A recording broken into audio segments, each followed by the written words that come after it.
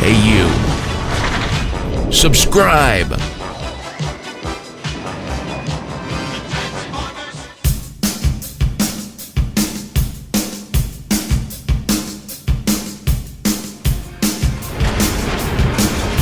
You're watching Radio Free Cybertron. Hosted by Brian Kilby with JD Church, John DeLuna, XV, Amy Morgan, and Rob Clay. For the latest Transformer news, reviews, and more, visit tformers.com. This is Radio Free Cybertron, episode 338, recorded 11/20/2013. I am your host, Brian Kilby. And with me this week, as always, Diecast, Don, and from Nebulan Pirate Radio, it's MBob Saget and Chris Topher. Gentlemen. Hello. So, question. I'm just going to ask this. So, it's Nebulan Pirate Radio, right? You know, Correct. you know Nebulan spelled with an O, not an A. We're rebels. Good That was answer. our cause. Good answer. We don't subscribe to that theory of spelling properly. Well, I made a point when I did all the new graphics and stuff for the website. I spelled it with an A. I went with you. It's a branding thing. That way Hasbro is not going to sue us. I appreciate that. Yeah, that was one of the thoughts too. Was what can't we get sued for here? Well, I'm not the person to ask. We're hoping that using the Japanese the frame will actually work in our favor. I think so. So hey, Takara. So, Nebulan Pirate Radio is one of the newest Transformers podcasts on the block, and they are a member of the TF Radio Network, by God. It's pretty awesome. So, on the show... Yay! NPR represents. Yes, I can tell my friends, hey, I'm listening to NPR now, just like you. I have said that. It's the saddest thing when I actually take time to explain. It's pretty pathetic. Hey, on the show this week... Wait. Go ahead. So do you have somebody show up when you say, hey, I'm on NPR, and then you go, and now for the rest of the story? Yeah. I'm not that clever. Damn it. Yeah. Excuse me, darn it. Damn it. Hey, on the show... I am the XP of this place. On the show this week, we have Q&A with Rob Springer, I hope, and Transformers Rewind. This week, it's Only Human. Yes, we did that one before, but this one features 100% more Chris McFeely. So, Love Chris McFeely. Pretty excited about that. Love Chris McFeely. JD and Paladin did that one before. Love those guys. They're on this one, but they got it so wrong. So McFeely and I pretty much had to set them straight. So this is the good one. This is the one that counts. Good for you, sir. I will link to both. Hey, let's start things off, though, with This Week in History. So 20 years ago today, the Mystery Science Theater 3000 episode featuring Alien from L.A. airs, and it gives the world the term dull surprise. Dull surprise. So much. Mystery Science Theater gave so much to the world and to Transformers. It asked Dull for some surprise. in return. Yeah. So It just asked to exist. What's That's all it did. going on with MST3K these days? I mean, it no longer exists, right? Actually, if I can take the lead on this one, they got the 25th anniversary box set DVD coming out yesterday, actually, I think. And if you go to, I can't think of the link right now, but I probably will eventually. They're actually doing a Turkey Day marathon like they used to, but they're doing it online through, you know what, go to mst3k.com to find out. But Joel Hodgson, the creator of the show, will actually be hosting a Turkey Day marathon where they'll be doing, I think, 8 episodes of the classic series. All 10 seasons are up, and fans can vote on what they want to see. Holy crap, that's awesome. That is also, awesome. Just a heads up, the box set comes out November 26th. Thank you, Toph. This is why Toph is my wingman. I'm a fan of MST3K, but I'm not like one of the faithful who like knows every single thing. about MST. I just saw the worst picture ever come up in my Twitter feed, and I cannot tell you what it was, but it kind of looks like Crow T Robot, but there's no bulb at the top. So, okay, so let's go ahead and let's just jump into the news. On the news this week, let's see here. We have Diecast put it in the news feed, so I'm gonna say it. Nike Megatron Air Trainer Calvin Johnson Transformers exclusive for pricing and details. Let's go to tformers.com and learn more. The box set that this comes in looks like it's going to be $550. Is that right? That's all? Yeah. Hey, you're buying a pair of Nikes. Be happy that it's only $550. I bought a pair of Nikes. No, it comes with it's two pairs of sneakers, a pair of cleats. Yeah. And So, I have to say, I mean, I guess if you the need G2 cleats, you know. Yeah. And I still like Brian, the I know you're version going to need better. cleats. This speaks to the Transformer and the football fan. All one of us. So is this not the transforming that's shoe? awful. What happened to the transforming shoes that Nike did? I mean, that has Takara did. Did they not? Oh, the transforming shoes? They got They lost. just don't have the soul for it anymore. Oh God! Oh, God. This goes back to the Twitter conversation that we had. Okay, I just really want to apologize to Charles on Twitter for questioning what the hell he was talking about. He was telling Don to drop the puns, and I just blank them out at the end of every episode. I don't even think about them, but dang, now I can't. See, I was supposed to give Don a timeout. Timeout, Don. Yeah. Timeout. Timeout right here. But yeah, the only way you can get this figure is either with that box set, which goes on sale soonish, but limited, I guess. And then also with the special shoe, which is, it doesn't give the price on that. I'm assuming it's going to be around $150 just because it's Nike and it's special and they throw in a Transformer too. What a Transformer it is. You're actually going to see this.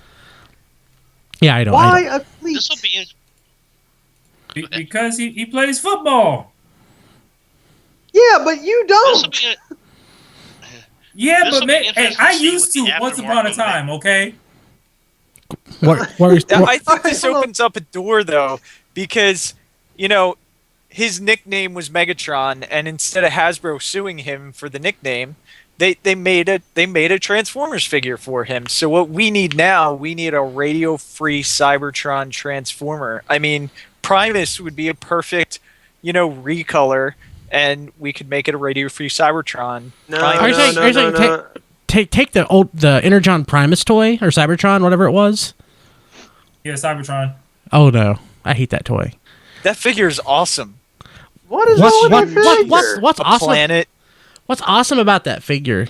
He's got goofy feet. He's pointy. Okay. The feet are not the greatest, but The box is awesome. hands, the arms, the box is great.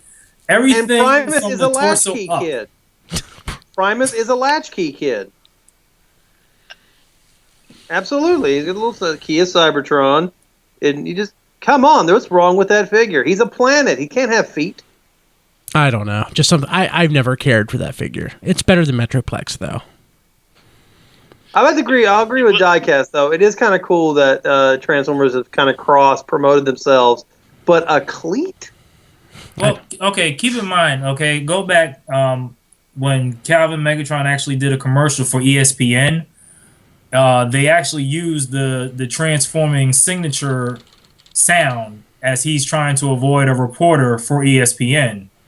And he turns into this vending machine. And if you give me some time, I'm pretty sure I could put a link somewhere. But it was hysterical. I mean, even from the beginning of last season, I think he came out and he had the signature gloves that he uses with the Decepticon logo on it. Skillface in the chat has two great lines about this. He says he's too boring for those colorful shoes, and I am too. And he's saying that RSC would get a purple G1 wheelie repaint, and Yeah. Yeah. Yeah, it's pretty much true. I would say we get the one rung. Yeah, I don't know. Let's jumping ahead. Now this is, I think, probably the biggest news of the week, or at least it according to my Facebook feed, it was, because everybody was talking about this. Sadly, that's true. I know a bunch of nerds. The Takara Tomy Transformers Fan Choice Award winner was announced, and it's Star Saber with 31% of the vote. I have mixed feelings here, because I would have liked the Armada. Oh, go here. I would have liked Armada Prime, I think, was probably my choice. Then probably Super Genrai, then probably Star Saber. But no, Star Saber number 1. Beast Wars Primal only in 6th place. Our friend and former co-host Hooper X had suggested that if they really wanted the Masterpiece Beast Wars figure, that it would have to include flocked fur. And that freaked me out and sounded intriguing all at the same time. I'm having like Moss Man from Masters of the Universe flashbacks with that one. I wouldn't want it to smell like Moss Man, but the flocked fur idea is pretty neat. Fortress Maximus... I mean, what really... Go ahead. I'm sorry. I was going to say what really surprises me is Fort Max is on the bottom of the list with 0.3%. He's a pretty boring-looking figure, so I get that. But I also think I just think how awesome he would be if they made him into a Masterpiece style figure. He could use updating. I mean, he's awesome the way he is. Can you imagine if they did like a Masterpiece treatment on him? How good he would be. But I don't think he would be. I don't think he would be any larger than Masterpiece, like MP10, or I think he would just be like Fortress Maximus, but scaled down. And like I would just assume they would just retool like the G1 Fort Max to where he actually bends. I don't know that would work, because he's top heavy. I think. I don't know. I think it would be a new mold, but I think it would be small, and I think it would just be boring. I don't think that Fort Max would actually get the justification it would deserve for MP mold. Yeah. I don't know. Super Genrai, I think, would be cool, but he also has sort of the whole boring Fort Max sort of thing going on. I'm okay with Star Saber. Actually, I'm not surprised he took it because of me neither. I mean, his kind of elevated status from being in the More Than Meets the Eye series as a villainous Autobot. I don't know. I think people are just like, oh, we don't want another Prime figure, and B, hey, Star Saber, he's kind of, we've never had one over here in the States. But this vote was from Takara, so I don't know if you could vote. No. I don't know if it was open to everyone. But the interesting thing about that is that Star Saber was number 1. Obviously, they weren't. They probably will eventually make another normal convoy, but the closest thing to that in here would have been Super Genrai, or possibly, or I guess really, Micron Legend Convoy, or Armada Prime, pardon me, or Galaxy Force Convoy might be a little bit closer in the sense that 1, it's Optimus Prime, and 2, it's from a recent series that people would remember, not just the G1 fans. But Star Saber's sort of interesting because he's not original series, he's not 2010, he's not even Master Force. So he's like Victory. So he's like 4 series in. So it's just kind of, I don't know. Isn't he very loved in Japan? I guess so. But other than, I'm trying to think if this.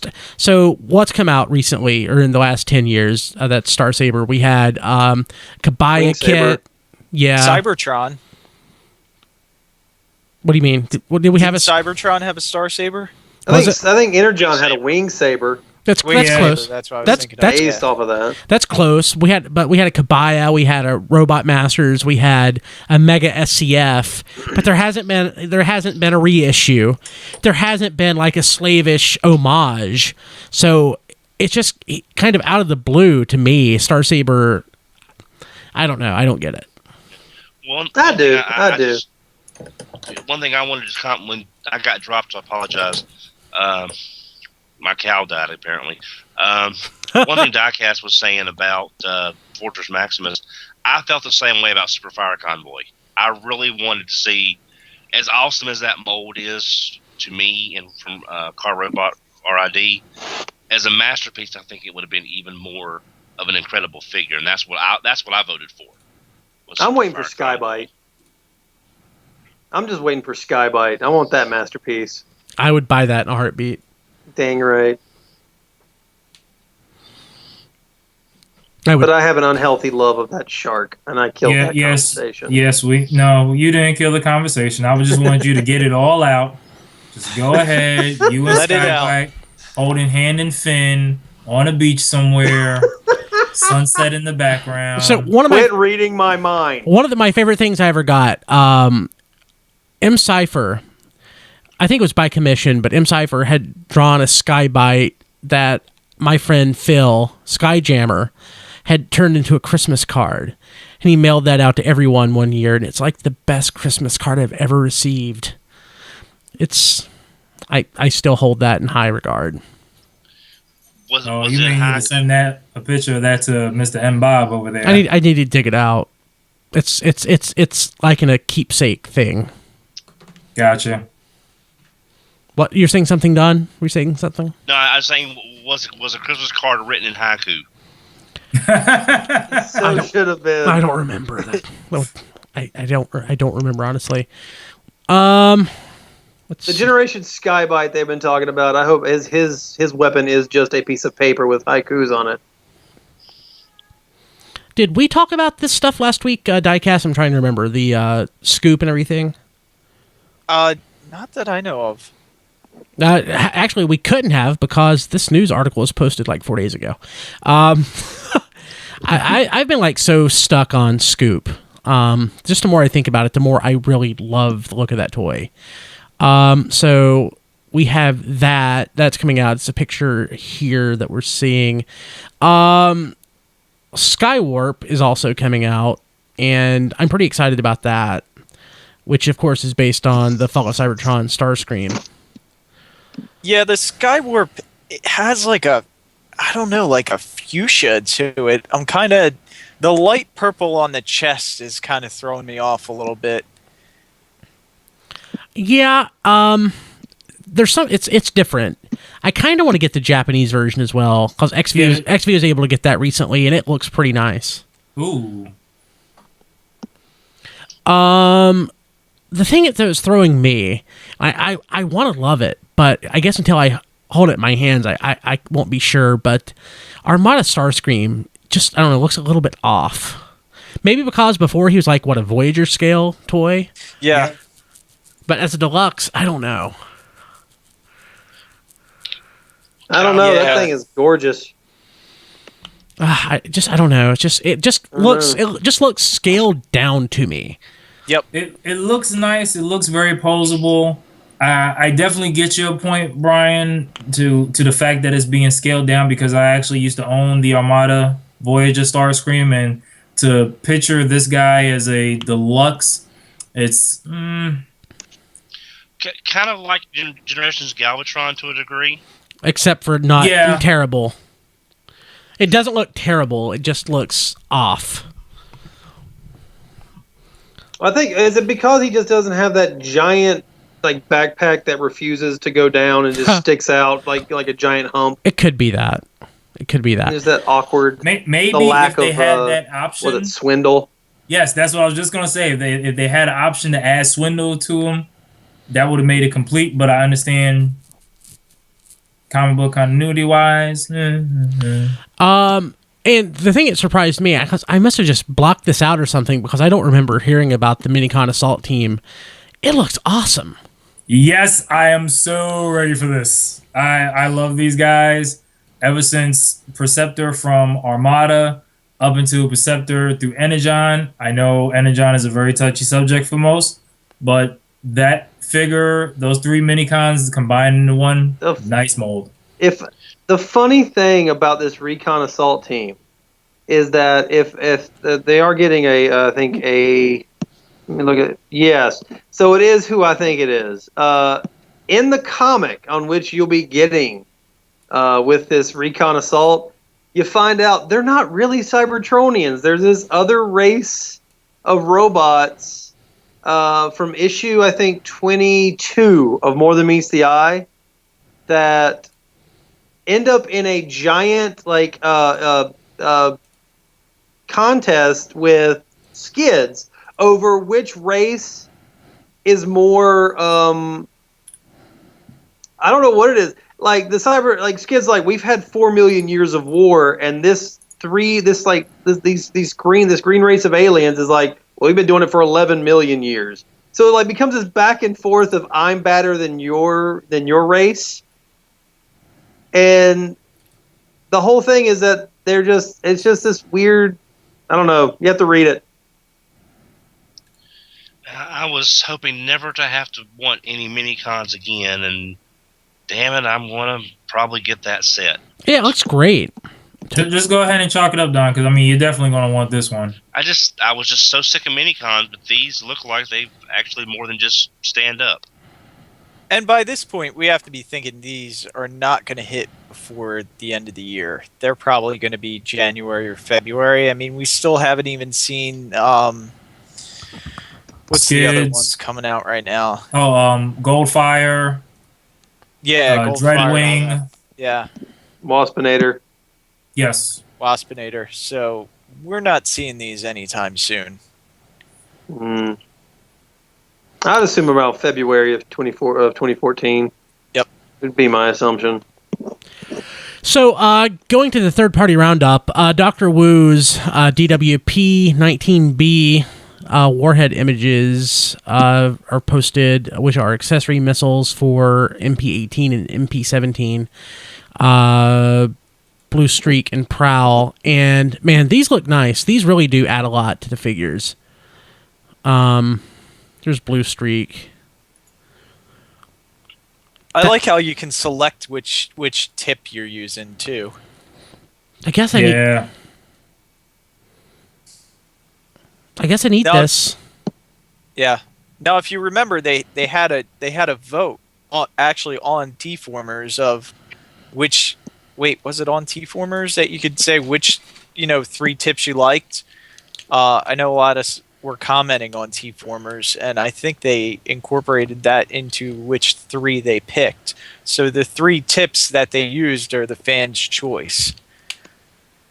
What's the price on these? Do we know? I think they're around $15. Yeah, I need that. Let me go ahead and pre-order that now. Yeah, after picking up Prowl, I'm like, damn, I got to get Blue Streak too. I am going to tell you a secret, though, and I kind of hate myself for doing this, but I really wanted Red Alert. But I'm like, man, I don't want to spend $120, $150 for it. So I kind of bought the knockoff. Oops, sorry, Matthew. $35 shipped from China. And by all accounts, it's really good, so I should have it in about a week. I'll let you know how it fares. I hate myself for doing it, but I did. Well, it's an option. It's an option you have to look at sometimes. Yeah. Yeah, I mean, with the way how the economy is today, it's very difficult to be the diehard Transformer collector that we all once were. And, unfortunately, real life kicks in where you have to figure out, okay, are we paying this bill or am I getting that Transformer? Well, I can do both. Must be nice. No, illegally. If you buy a knockoff, and never mind. Hey, there have been some quality knockoffs. So, I mean, if you're not, there have been. If you're getting a good-looking figure that can temporarily or whatever hold the tide until the real one can get bought, why the hell not? Yeah. And at the end of the day, as long as you're content with the figure, because you're the one coming out of pocket. Yeah, it's true. And nobody needs to know. Exactly. So we are getting, I don't know if this was announced before, but Scaleface had posted on T-Formers that we got photos from Unique Toys, not Blaster and not Ramhorn figures. Actually, what's the actual title of this? I have not actually seen a title for the Not Blaster. Because usually it has some sort of vague, obscure, arcane title. Like WPLB 41 Assaulter, not Dick Stone, Raper, Robot Why Guy. not just, honestly, if he's not called Buster, I'll be surprised. Ha, this is true. But it's nice looking. I don't know. It's a little too detailed for my taste, though. It just looks, I don't know. Maybe when it's in color, it'll work better for me. I want to know what he's looking at. Well, that reminds me of that scene of Dreamwave. Everybody's looking up at Devastator. Maybe he's looking at Devastator With dull surprise. Either that, or maybe like Rumble is actually above the cage trying to get in. Yeah. I'm cracking the nuts. That's awesome. We're all going to look like burnout toaster ovens. Open, damn it, open! But yeah, so that's pretty cool. So, is it... Let me... Do we have photos for the not Protectobots? Yes. Somewhere. Let me just quickly... Somewhere. Yeah, I couldn't find it, so... Yeah, T-Formers had them up with in the article header. I'm checking... Neat thing about the Unique Toys while you're looking for that stuff is they're really trying to push out a lot of figures now. Here we go. I mean, they got the not Galvatron, the Sharkticon, they got a lot of stuff that they have prototypes for that are going to get, eventually released. And they're finishing up with their Predaking. Yep. Yeah. Hey, you know what I'm all about? Hey, let's flood that market. Let's get that bubble. Let's get that bubble busting. So, well, let's not until I get a few extra figures in first. So this may be the first third-party combiner that I go in for. I don't know. We have pictures of Not Groove and Not Streetwise. So, they look okay. I'm just really weak for Defensor. I don't know. I love Defensor. He's my favorite combiner. It's that blue, isn't it? Yeah, it's the blue. It's the fact that he's here to protect me. He's kind of like a father figure. You really loved his introductory episode. Oh, yes. Very nice, Don. I think I could totally be happy with just Hotspot. Groove looks that's all I had when I was a kid. Show it again, Don. What is it, Don? Oh, I have my Defensor within arm's reach as well, and the one that I currently have is the one that I got at Retro Reboot. Oh, you got him. Yeah, I got it. Oh. I actually bought mine. The one that I had before, I actually bought Men on Sealed Card from Spain. It was those Spanish. They were die-cast and everything, really nice. And I ended up selling it for a mint. And I'm like, I wish I hadn't done that. Mint? Asserts? No, I sold it for a pretty penny. God, You got rid of diecast? How could you do that? It's a lost art. If it has diecast, you must keep it. Unless it's all diecast, then it tends to... Wait, does that include titanium? The titanium line? Is that what you're... Oh, God. Some of those figures keep were that titanium line? okay. Some of those figures didn't make my eyeballs bleed. But it's kind of interesting. I will definitely... I'm sorry, You're still... He's still trying to think of a good titanium figure. I think that's the problem. The one that I bought... Soundwave, the end. The one that I bought is as faithful to G1 as possible, and it's not terrible. It's not great, but Scourge. It's not great, but it's faithful to the character model, more or less. I was so happy when I found out they had a titanium Ultra Magnus that looked like Ultra Magnus, and I was like, oh, I can't wait to get my hands on this. I rushed down, and then I cried when I saw it, and I was like, no. I just bought one a couple months ago, and I was like, I wanted this figure forever. I could never find it, and I found it for like $25 at a convention, and I brought it back and I showed it on the show, and I was like, this is a piece of crap. I can't believe I wanted this for so many years. Do you see what happened there, Diecast? The world was trying to save you from yourself, and you didn't listen. Well, I went and got something. I'm going to show this off. Everybody knows what this is.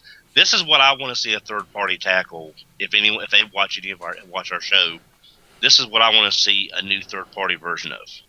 Why? Well, because I'm afraid to play with this one. That's a great reason why.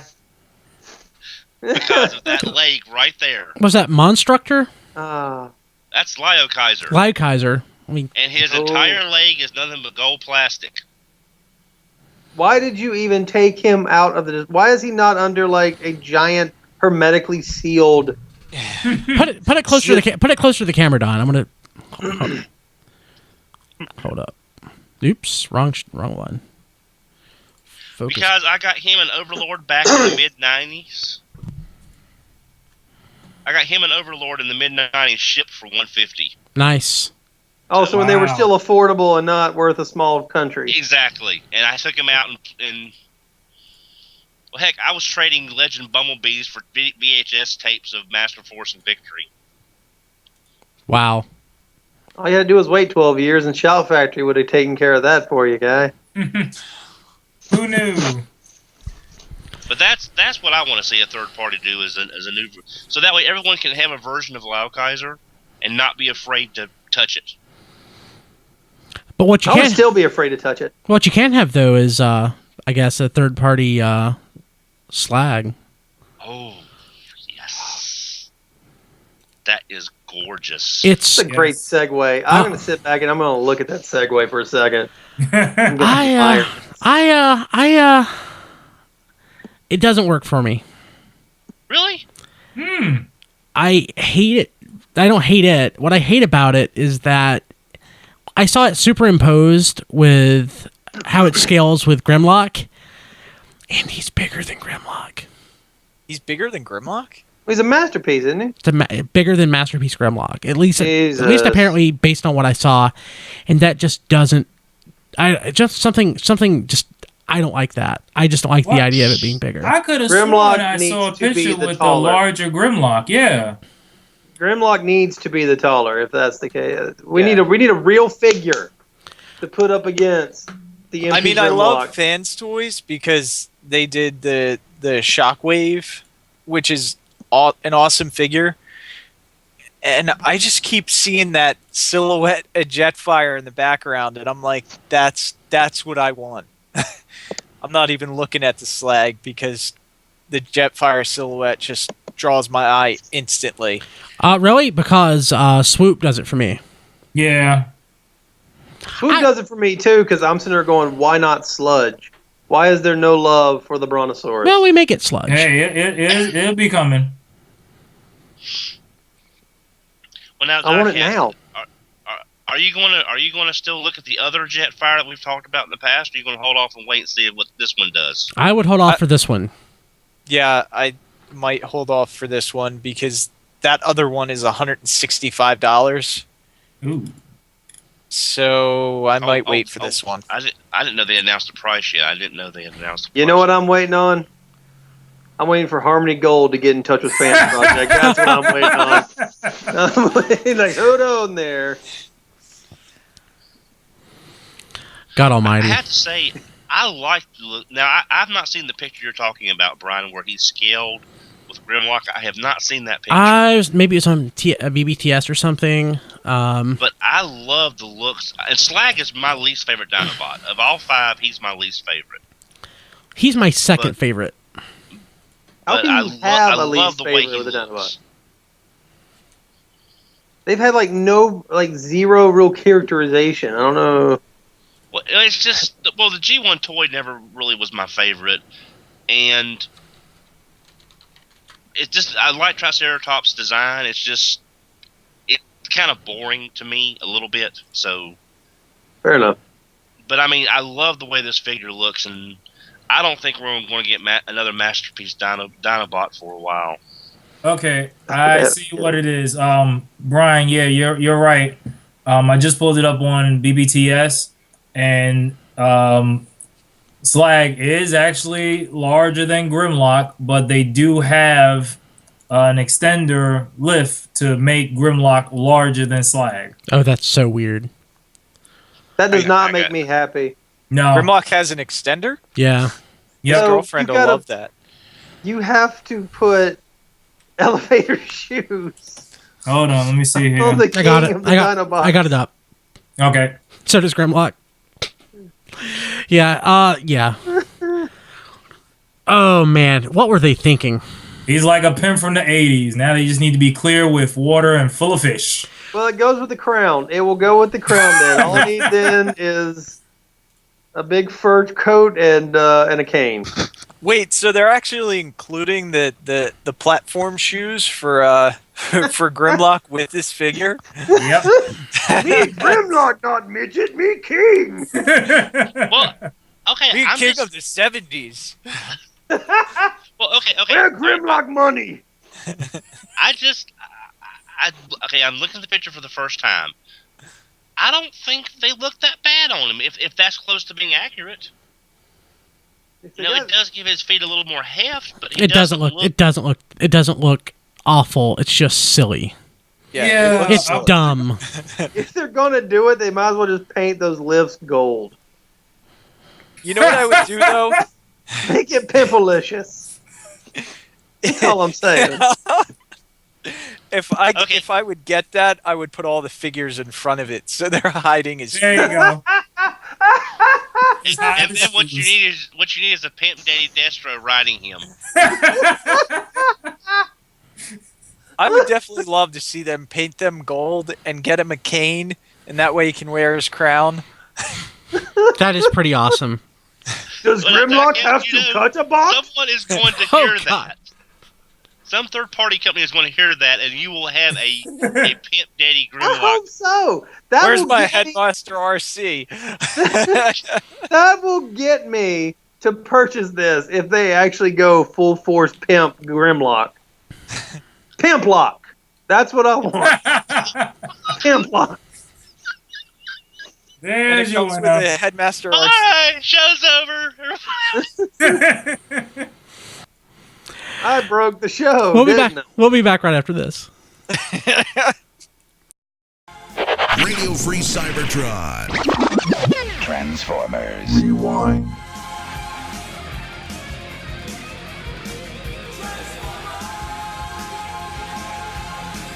This week on Transformers Rewind, it's Only Human from Generation 1. Yeah, we kind of already did this one before. We've been waiting weeks for a break in this case. Even an anonymous tip beats zip. And if it's a trap springer? Chief, no offense. I mean, maybe this Victor Drat is tough, but he's still only human. Only Human. Woo! I love Only Human so much for lots of reasons. I'm just going to throw them out there. Rodimus gets laid. It's a G.I. Joe episode. Rodimus gets laid. It's contrived as hell, but in a good way. It's another 1980s cartoon. I think my favorite. Some of my favorite lines ever are from this, and Victor Draft saying, "This is Michelle. She's come to watch you die." I love that so much. Potentially It's full of I really disagree. This isn't just an like, 80s stock cliche. They're still using this cliche today. Super Sentai did it just this past weekend. well, what happened in them? Aren't they people anyway? Who Yes. got transformed? Well, who got They also transformed? switched around a lot of brains. So basically, Not that a lot of them had a lot of brains to begin with. So in this episode, the Autobots. It's the same This thing. is about non-human characters becoming human, which is the total. Like Turtles did it, and And Probably other shows that I can't think of. and human characters having their way with Transformers, which doesn't happen that often. The Autobots foil this plot of Victor Draft, who wanted to steal official sources anyway. He wanted to steal this energy thing. Yeah. You know, just basically to set up. New. So basically, was it what was it? What was it called? Chris? Neutronium. So it's like this little thing. It's highly explosive. Rodimus takes it from the guy and looks at it. Somebody else shoots it. Scratches his ear with it. Yeah, he scratches his ear. I love that he scratches his face with it. I mean, that's equivalent to like the guy scratching his face with a gun. And it blows up, and then he and Ultra Magnus get knocked into the bay, and Rodimus is like, "When am I going to learn to be more careful?" And Magnus is like, "Hopefully at the next opportunity." Such a great line. There are some great lines in this episode. For being an awful season 3 episode, there are some great lines. But basically, the gist of it is, this is the world. Draft. Everything is for sale. The humans decide they want to get the Autobots out of the way, so they hire this guy named Snake, who is he's a former subtle. He's a former terrorist or something, the former leader of an organization, and this organization had technology. The thing I like about this is... Because remember, of course, this is the far-flung year of 2005. Yes. Or was it 2006 by this point? This is 6. 2006, yeah. But, so, Cobra Commander in this episode, he uses his brains, and he's not just like this bumbling leader. You know, his background is science, supposedly. And he uses technology to further along the plot. He builds this machine that, will transfer brains from one being into a synthetic being, which is sort of pointless in this because they don't want to keep the synthoids around. They just want the Autobot brains out. This seems like a really poorly thought out plan. You're going to take the brain, you're going to separate the Autobots from their consciousness, and then you're just going to slag both. Can you just slag the Autobots? It's basically they're. Yeah, but they're taking the brains Get out a of the machine that can do that. You're Autobots so probably that strong enough to be able kill them. Go ahead, Chris. Yeah, well, it's like, but only if they're removing the consciousnesses from the Autobots' bodies, so they'll be able to destroy the Autobots' bodies, so they won't be able to fight back or resist or anything, But and they're just dumping. I mean, the cool thing about this episode is that the synthoids are a real thing from the G.I. Joe cartoon. They were in like 4 episodes of the G.I. Joe cartoon. Really? Yeah. Yes. The synthoid conspiracy they were in, and then they were. This is the only episode of G.I. Joe I've watched. And effectively, Serpentor is also one. You could say. Sort. Yeah, but it's not the same thing. Not the exact same thing. I mean, if you ever want to watch a really good G.I. Joe episode, go and watch Steve Gerber's 2-parter. What's it called? There's No Place Like Springfield. Yes, Springfield. Which is a synthoid episode, and it's messed up. It's like a 1970s Marvel comic. You could see it's a really super Steve Gerbery, where well, I won't tell it, but no, I'll not tell you in case you go and watch it because it's a really good isolated. It's the 2-part season finale. It's the only episode a lot of people remember about G.I. Joe. It's a really good one. It's full of like ridiculous imagery as well, like little girls with rocket launchers and stuff. But it's really messed up in a 1980s cartoon sort of way. Yeah. It's where a 1970s horror comic meets a 1980s cartoon. But yeah, synthoids were a real thing, and no, they didn't have the whole brain swapping thing. That's not from because the whole point of synthoids was they were supposed to replicate and imitate people, and they were for espionage. So putting the real person's brain in it defeated the point. But so basically, they do the thing. The brains are swapped. The synthoids are there. At that point, you would think they would have just put bullets into the brains of the synthoids. No, they were thrown in the dumpster and then taken to the dump to be crushed. Yeah. Well, that's not how mobsters do it like that. They got to take them out back and put them for a pair of cement shoes. Huh? I mean, that's what these guys are dressed up as. They're really like futuristic 2005 typical mobsters, freaking with the whole Don Johnson coat over the blazer thing. Oh my god! So the Autobot / humans escape. They find overalls that fortunately match the color. Yes, thankfully they found those clothes that just happen to match their color scheme. How incredibly lucky that they find their exact color schemes just hanging on a wall in a semi-G.I. Joe base. I let it go. So basically they decide they have to do something to get their bodies back. So they split up. The most important part of this episode, though, is Rodimus finds Michelle. After a scuffle, she brings him in. And the next morning, they have coffee. Made you breakfast. So I'll admit. So this is a re-record. We already did Only Human as a rewind before, and it was JD and Paladin, and it's already aired. It's already out there. I just over-embellished the scene. If you get a chance, go back and watch it. I'm not going to retread that. But when we post this, we'll also link to the other episode. And I just have a blast just screwing with that scene, just remixing it. It's awesome. But basically, yeah, Rodimus gets laid. So go Rodimus. That's more than most trans fans can say. You do have to wonder. You're a bad man. You do have to wonder if they were deliberately implying that or not. So. Yeah, it is kind of like the next morning thing. I'm certain that was deliberate. I'm certain that was, at the very least, they knew. But if they were supposed to be doing, they seem to be doing the whole, Gangsters Mall is actually a good girl who wants out of this life, and then she turns them over to draft the next day. Like, so what's going on there? I bet Rodimus was very bad. Yeah. Oh God. Probably lasted about. You don't think RC taught him anything? I don't think it translates. Or was she too busy with Daniel? Oh, you're a bad man. Can't tell Don about this episode. I love and now the image is stuck in your head, so it's worth it. God. I always say about Only Human, though. I think Only Human is really crying out to be a two-parter. Oh, yeah, I could see that. Yeah. Because the episode is a breakneck hurtle to the final scene. The show never, ever gets a chance to actually do anything with the fact the Autobots are humans. They just, we're humans now, we got to get our bodies back, and they split up, and they go, RC, you go that way, go back to Autobot City, where everybody thinks you're crazy. Magnus and Springer, you go and try and ingratiate yourself with Draftsman and get our bodies back, I'm going to go get laid. And that's it, just goes off in those and they never do anything. Like, there's one really great little scene, it's Springer on the city streets, and he, he's looking in the window and says, I already need a shave. And then some Hare Krishna type tries to give the path to true enlightenment, only $29.95. Sorry, pal, I'm a robot at heart.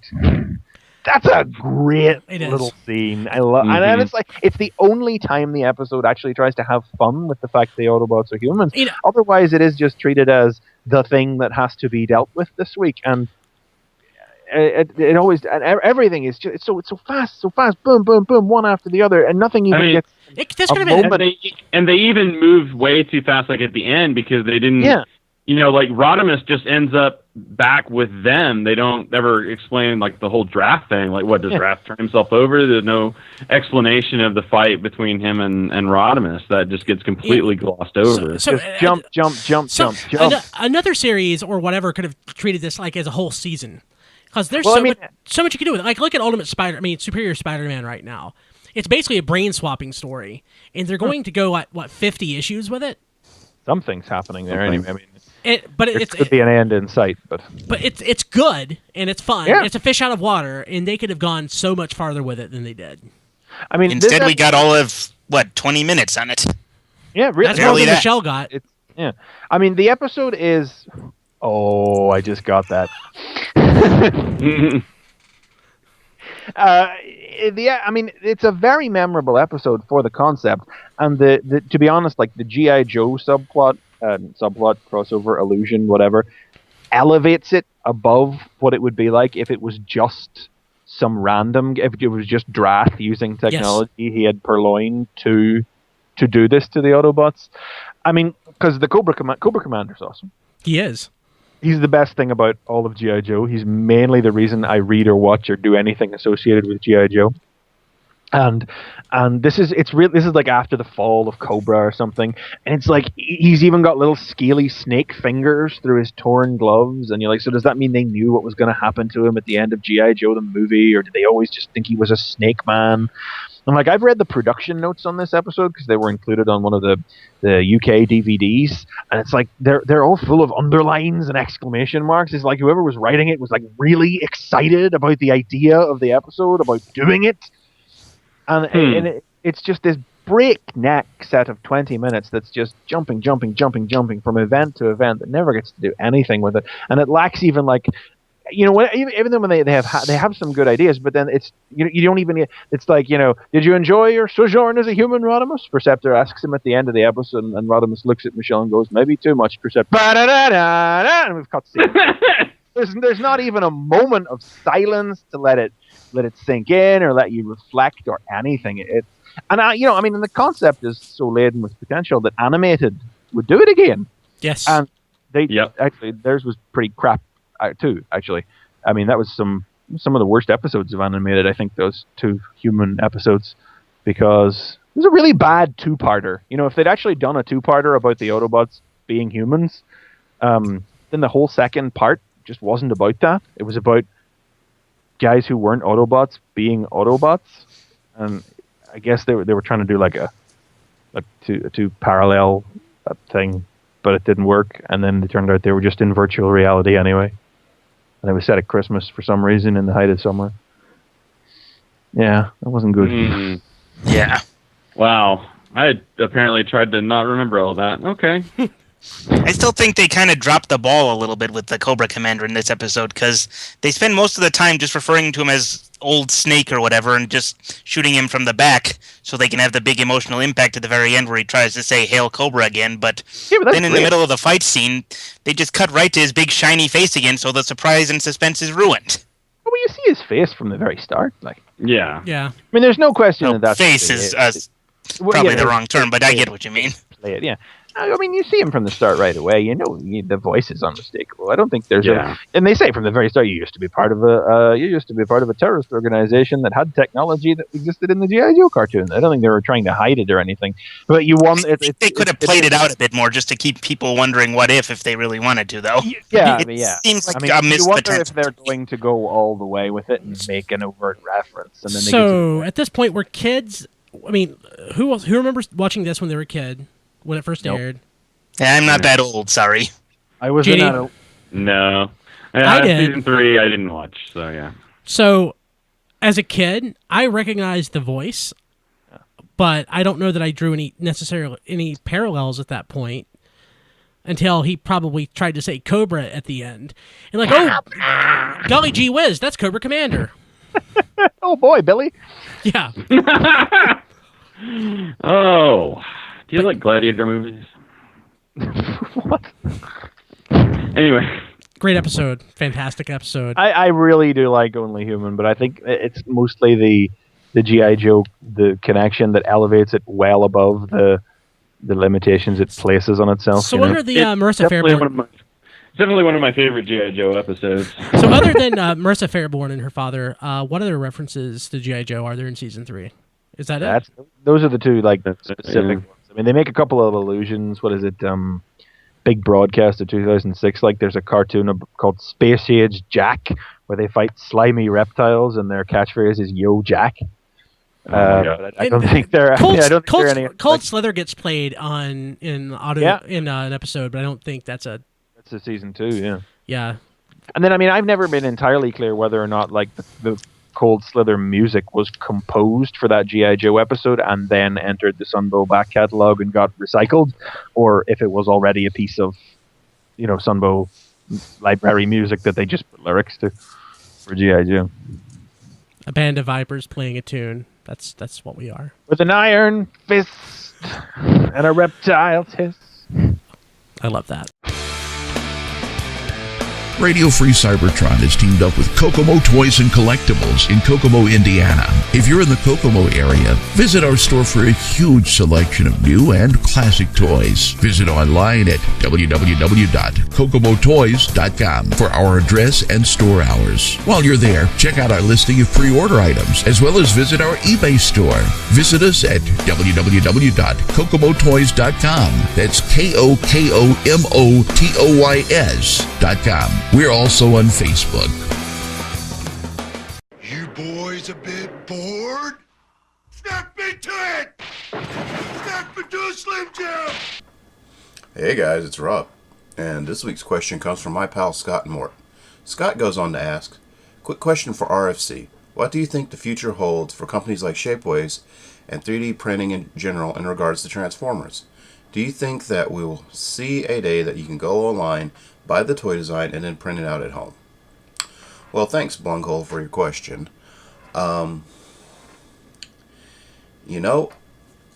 I really don't know. It's a really cool prospect. I mean, I read the other day where some dude printed out 75% of a car and, just kind of, I guess, had to buy the rest and made a working car. And if you had asked me a couple of years ago, would we be able to design something in 3D and have it printed out by someone like Shapeways? I mean, I probably would have been like, nah. I mean, I wouldn't think it would go past. I mean, I've known kind of a 3D printing since like the 90s when I saw a documentary or something, and they had basically early 3D printers on space stations, space shuttles, so they could make a part for the spaceship aboard the spaceship, essentially. And I thought that was the coolest thing in the world. But if you'd asked me a few years ago if that technology would be available for something as small as making little toy guns for your robot dudes, I would have been like, man, there's much more important things to use that for. But hey, look, it's here now. I mean, you got toy companies 3D printing out their prototypes and they make the molds from that. It's fascinating to see how. I'm a little sweaty. You have to work. Excuse me. I just worked out. It's kind of a good question, really. I'd like to see it personally too, but with these big companies who make art products, I think they'd rather go with the option that makes them more money, which would be retail and your various forms of buying stuff.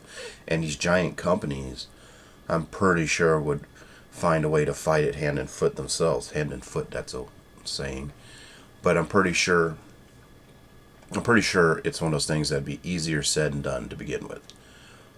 But if I think we'll see a day, man, at this point, the sky's the limit, really. We live in the future. That's just the only way to say it. We live in the future. Look what you can do with your phone that you couldn't do 5 years ago. I mean, just stuff like that.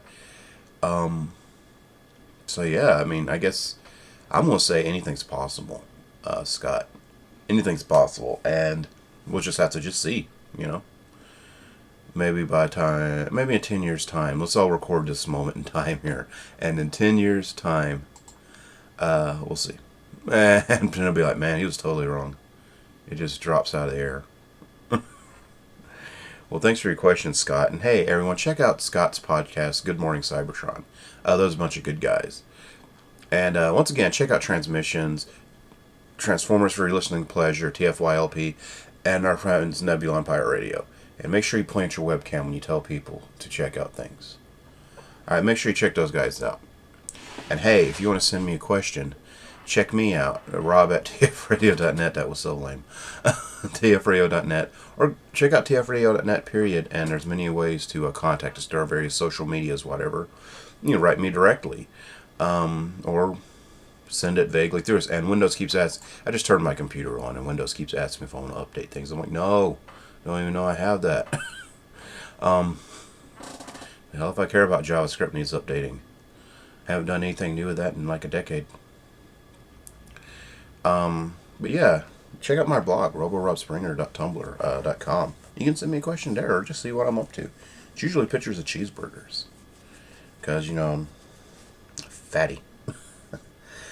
But yeah, please keep sending your questions. And hey, everybody, something. Let's get back to the gang and see. Let's see how frustrated Don's gotten by now. All right. Thanks, guys. Bye. You can hear our show on Stitcher Smart Radio. Stitcher allows you to listen to your favorite shows directly from your iPhone, Android phone, BlackBerry, or Palm phones. On demand and on the go. Don't have Stitcher? Download it for free today at Stitcher.com or in the app stores. Stitcher Smart Radio, the smarter way to listen to radio. Hey, so we're back. Thanks, guys. So, MBob Saget and Topher here are also doing a couple other shows. Like we mentioned, Nebulan Pirate Radio. They're also on the Turtle Lair podcast, which is a new Ninja Turtle podcast that you can get at tmntpodcast.com. What else are you guys working on? Or tell us about those shows. Well, we got Nebulan Pirate Radio. The 11th episode will be recorded next week. We tend to make this like a bi-weekly recording to keep it sort of fresh and new and exciting. We got a lot of really cool stuff coming up. We got a ton of the retro bro downs coming at you that we'll be throwing. We got first episode of Cybertron and animated and even Prime that we have to bro down on. And so for Nebulan Pirate Radio, and that's a segment where you guys are talking about like an episode or a show or something. What exactly? How is that different than like when we do Transformers Rewind? How is that different? Whereas you like to review and creatively talk about the episode. We take one person as pro, we take the other person as con, we put them in a ring, and they pretty much just get petty and mean and malignant. And they either tear or build up these episodes and these shows, and then they tear into each other. It's pretty much a pit fight. Yeah, pretty much. So, I mean, it's no holds barred, no feelings left unhurt. It gets personal. It gets bloody. But we do it for entertainment. That's awesome. I appreciate that you guys can put yourself through that. So, what about the Turtle Lair podcast? How's that going so far?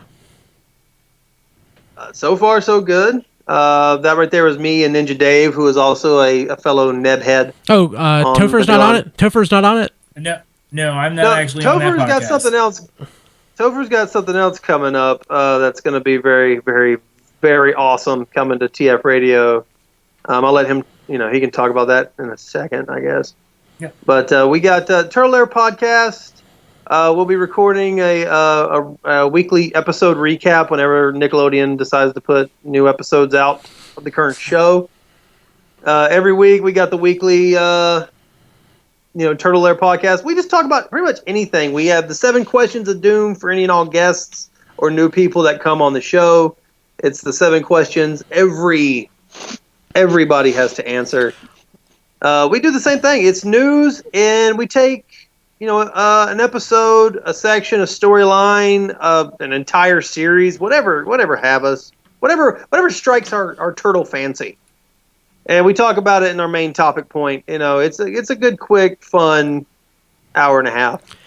So what Turtles generation do you guys focus on? Is it the Nickelodeon stuff, or do you talk about everything?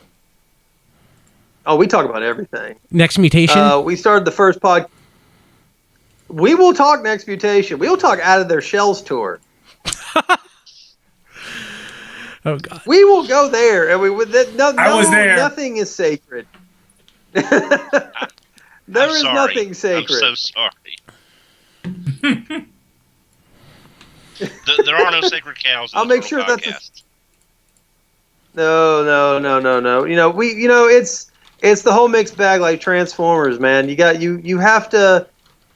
You admire the good and you acknowledge the bad and you appreciate it for what it is. Either an experiment that worked extremely well or an experiment that just burst into flames like Darkman. Yeah. And that's pretty much, Sorry, Don, what were you saying? No, the Dartman reference, I actually got that. So, So Chris, what do you got going on? I'm actually working on a wrestling podcast for all my wrestling fans and friends out there. It's called Bell to Bell, and pretty much we discuss recaps in the week of wrestling. We cover the big two companies, WWE and TNA.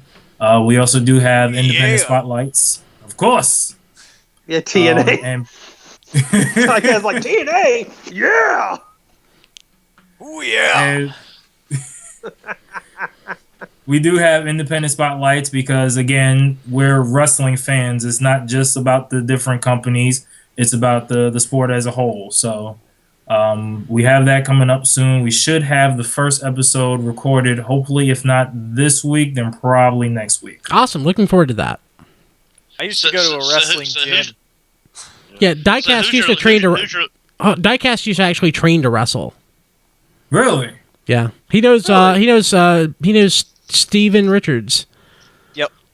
Little Stevie Richards, really? Yeah. Awesome.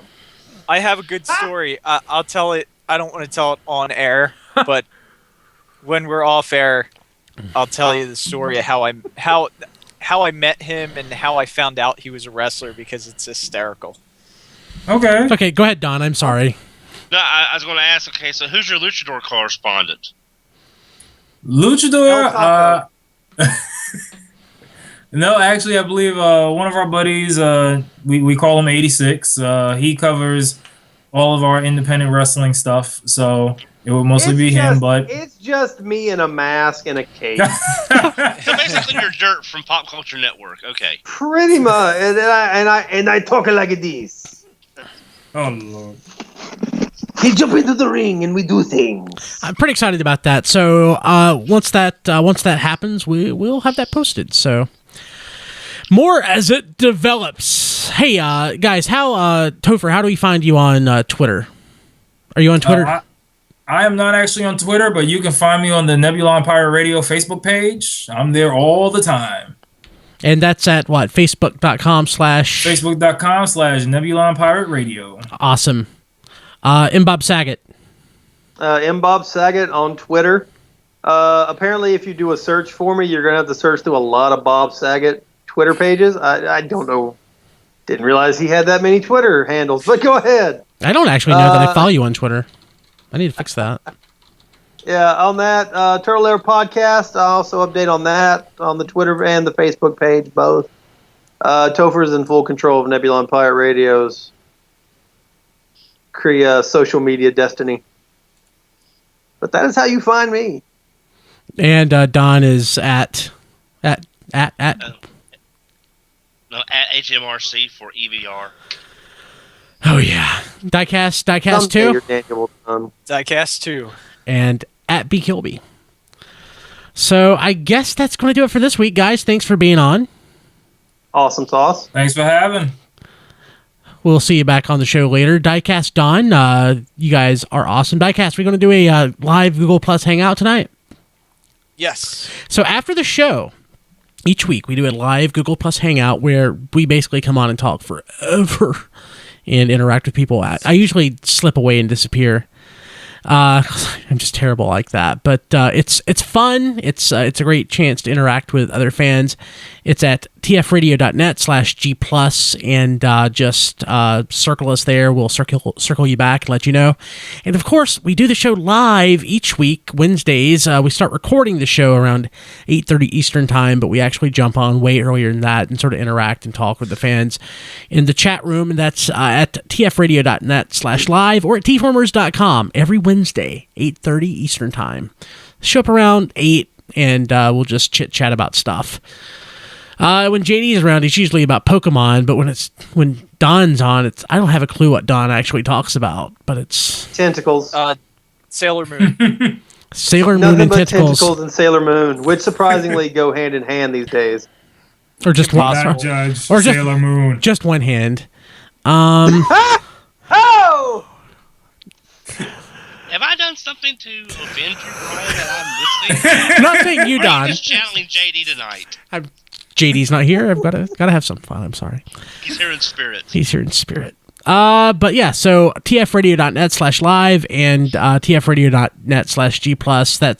That's two great ways to interact. You can also follow us on Facebook, facebook.com/tfradio, and we are on Twitter @tfradio. That's it for this week. For the guys, I'm your host, Brian Kilby. We will see you later. Have a good one. Take care, everybody. Sound off. This has been Radio Free Cybertron. Visit us at tfradio.net for show notes and to subscribe to the podcast. Follow us on Twitter @tfradio for news and updates. Watch our live stream at tfradio.net/live. Join our Facebook fan page at facebook.com/tfradio. Subscribe to our YouTube channel, TF Radio Network. Have a question or comment? Leave it on our Facebook fan page or mail it to contact@tfradio.net. This podcast is released under a Creative Commons license. Any part of this podcast can and should be redistributed, but please, proper attribution is required if you know what's good for you.